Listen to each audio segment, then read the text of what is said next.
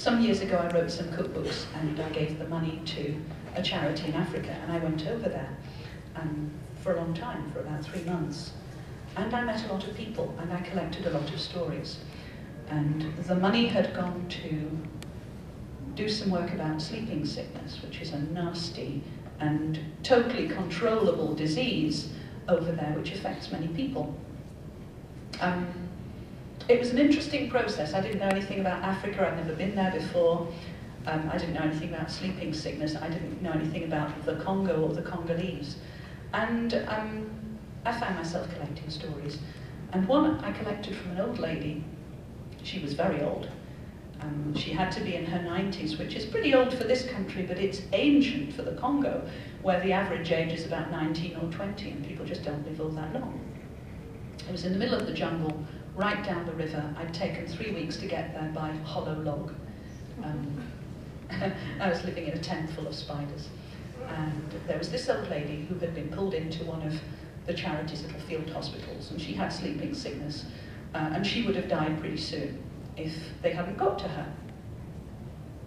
And she was at the stage in the sickness where she had to be hooked up to a drip full of drugs for about a week to try and get the main symptoms under control. She was taking it pretty cheerfully, actually, for a little old lady of 90. And I would go in there to the tent and talk to her, and she would tell me all sorts of stories. She found it hilarious that I was there because of a cookbook. She found it hilarious that I'd written a cookbook because of a book of stories that I'd written, and she found it utterly incomprehensible to believe that I was there at all. And I told her a few bits and pieces, and I spoke to her about magic. And she said, "Oh yes, your people believe in magic too, do they?" And I said, "Well, yeah, they do and they don't. Most of the magic they believe in is in stories." And she said, "Oh no, magic's real. Here in the jungle, we know it's real. We live with it all the time. You're here by magic. These doctors here, they're here by magic. My life is going to be saved by magic." It was rather interesting that she said that, and rather wonderful. The next day, her family arrived. There were about 10 of them, and they sat on the floor around her bed, and I thought, how wonderful that they have come to support this old lady who was maybe a grandmother, maybe a great-grandmother, for all I knew. And then I moved in and I heard them talking, and they were saying the most terrible things. They were saying, "Mother, it's time for you to die. Give up now. Don't waste the time of these good people who have come to save lives. You've long overlived your time." And she was going, "No, I shall outlive you all. I shall live forever." She finally was cured. It took her about 2 weeks on the drip. The drip tube was almost thicker than her arm, but her last day was also my last day. Now, she wandered off into the jungle, all 5 foot of her, with 2 feet of baggage on her head. She looked at me and gave me a big wink and said, "Yeah, see, magic." And I thought, yeah, well, maybe she's right.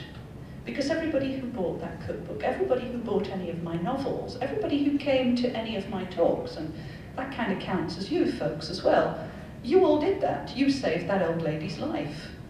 And on one level, yes, she will live forever. And that is about as magic as you can get, and that is the role of stories, and that's how stories come together and make this web of things that bind people and events and other stories together. And I think that's mostly what I meant when I said that. At the moment, I've got 2 things working. I've got something that's almost finished and something that's just started. If neither of my books are working at any given time, then I will write short stories, or I'll do something else, because I think that writing it's a bit like a muscle that has to be kept in use. Otherwise, it tends to get weak, and you start getting blocked or lazy, or just not in the habit of writing anymore. So I'm hoping that, I always hope that I have at least 1 more book in me, 1 more idea in me, because, you know, the day the ideas run out will be, you know, I can't see that happening ever. Do we have any more? Yes, we have. Okay. Yes, thank you. Okay, the question was how much planning and research before Joanne actually starts writing? As little as possible is the answer to that. I'm not enormously fond of research. I find that the things that I like are the things that I tend to write about. And so I tend to write about things that I already know something about. I mean, for instance, these books, these Rune Marks books, are not based on any research that I've done on Norse mythology. They're based on a kind of lifetime of interest and reading and learning. And so to me that doesn't count as research.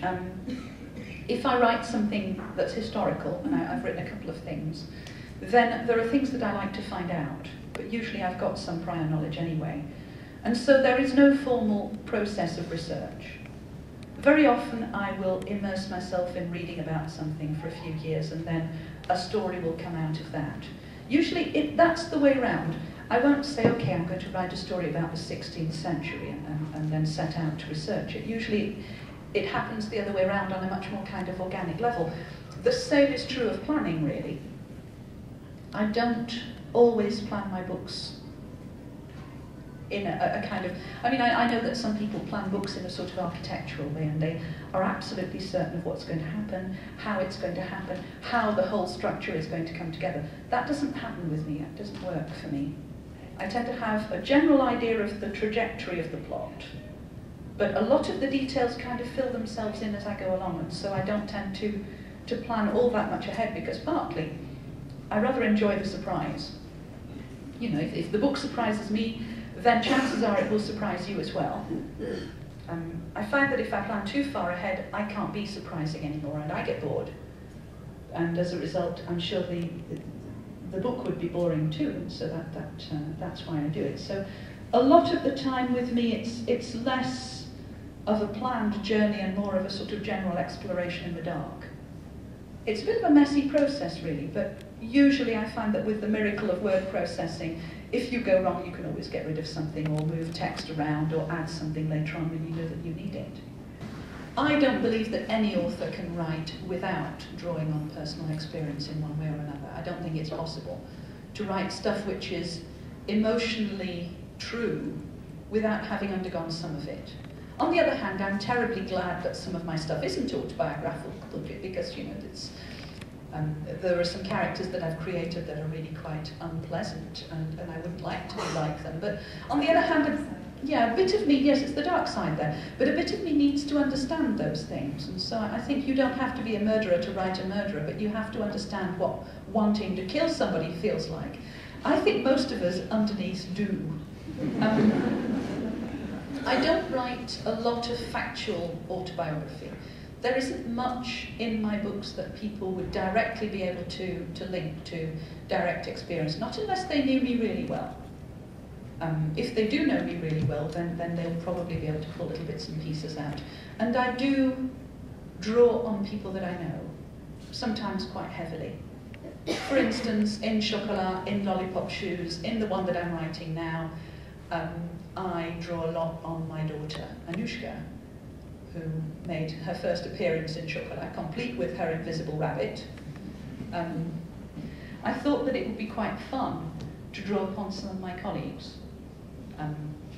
Bearing in mind that I was teaching full-time, I had a 4-year-old child. I wasn't just able to up sticks and go off to French villages for my inspiration, so I had to take whatever was available around me, and I found myself pulling in colleagues with their mannerisms and various bits and pieces and thinking, well, given that this book is never going to be published anyway, what does it matter? This is my one piece of advice to you, it really does matter. One of the characters that I drew upon was one of our physics teachers, a very nice man called Mr. Fry. I changed his name, of course, but I wrote him into the book with his dog. And when the book was finally published against all expectation, and when this movie came out against even more expectation, I realised that if I had genuinely wanted to keep his anonymity, I ought to have changed the name of the dog.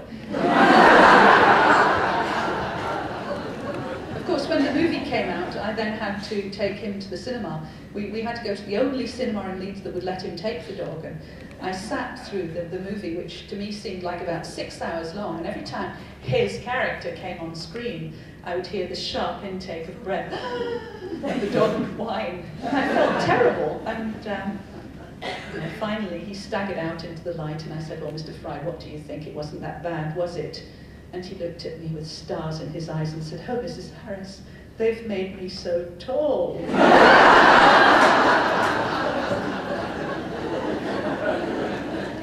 so bless him, I had to write a book eventually about who ran a school where I devoted the dedication to him, and I think he's kind of forgiven me now.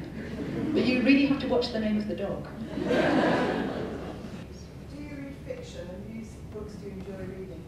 The question is, does Joanne read fiction, and who does she enjoy reading? I do, yes. I do both. I don't think you can write fiction without reading fiction. I think that reading is what keeps writers interested in what's going on out there, because actually what's going on in here is much less interesting. I'm much more interested in other people than I am in me nowadays. Who I like reading? I read all sorts of things. I get books sent to me for review, and so I read a lot of contemporary novels, new novels.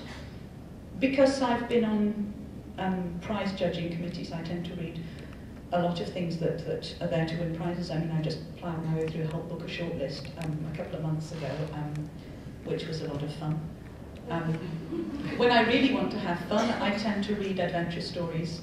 I read fantasy, I read horror. I've just read Stephen King's new book, and although it's not terribly fashionable to say that you like him, I do like him. I think he's an interesting writer. In fact, I had a weird experience with Stephen King's new book.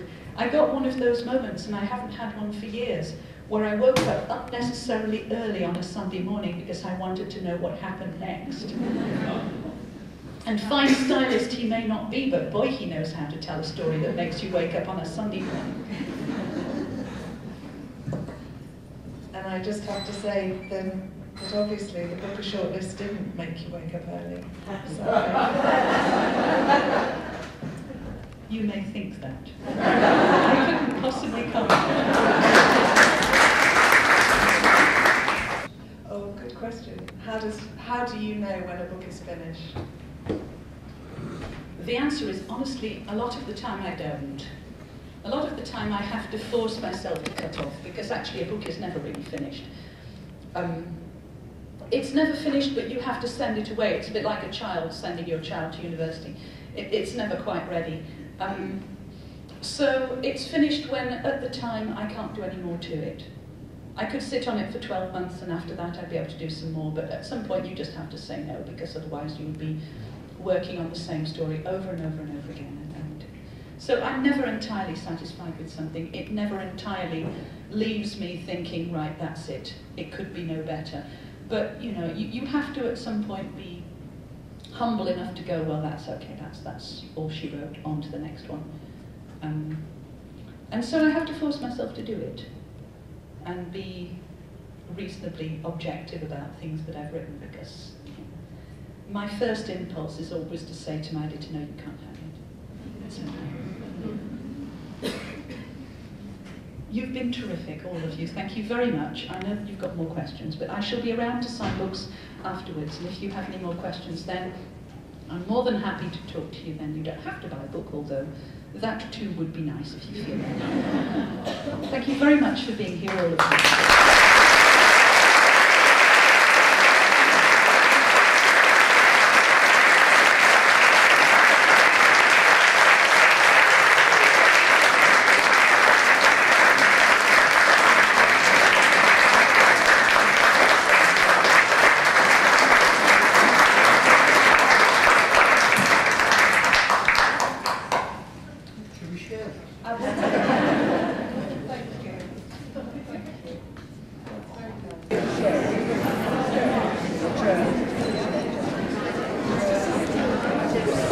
Ha ha!